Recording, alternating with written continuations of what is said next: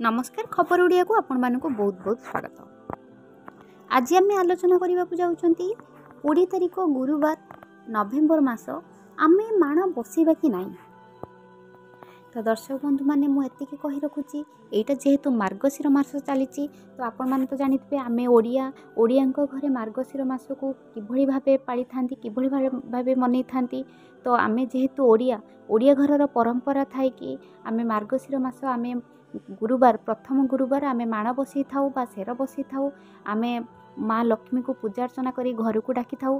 तो को माने पूर्णमी ठारू फास्ट गुरुवार को मानी था तो कौ माने संक्रांति ठारू फास्ट गुरुवार को मानी था कहार विरजा पांजी तो कहार जगन्नाथ पांजी। तो मुझे कही रखुची सांग माने तो जो माने पूर्णमी पर जो गुरुवार माण तो बसई सारे आउ जो माने संक्रांति ठारू मानुछंती विरजा पांजी से माने संक्रांति पर जो गुरुवार माने नवेम्बर 20 तारिख यही गुरुवार रे तो माण बसवा जाऊँगी से मन भितर द्वंद्व आसुव कि से दिन अमावास्या भी पड़ुची से दिन माण बसइबे कि ना। तो किसी शुभ हम कि अशुभ तो मुझे कही रखुची कि से दिन आपण अचिंतार माण बसई पारे।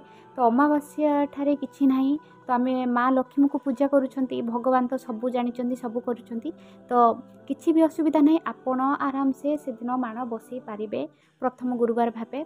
तो से दिन किछि भी मन भितर द्वंद्व रखंतुनी। तो माँ लक्ष्मी को आपण पूरा निर्जलारे निष्ठापर सहित आपण पूजा करि पारिबे माण बसई पारिबे।